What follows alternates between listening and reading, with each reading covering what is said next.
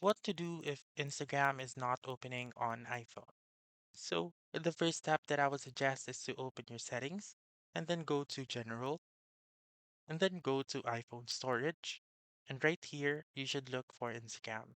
If you're having a hard time looking for Instagram, you just simply click on this search button found on the upper right corner of the screen and type in Instagram. Once you're in Instagram, what I would suggest is to offload the app first. So click on offload once again, and then reinstall the app. So what this will do is that it will refresh or delete the cache of your Instagram. And then you should try opening Instagram once again. And if the problem still continues, then you should delete the app. So you may click on delete app right here and click on delete app once again. You may also delete your Instagram app by pressing and holding on your screen.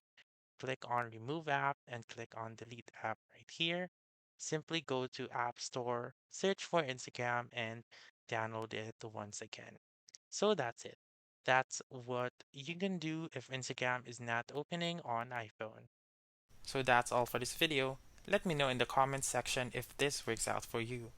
For more helpful tutorials like this, please subscribe to our channel and don't forget to click that notification bell. Thank you for watching and have a wonderful day.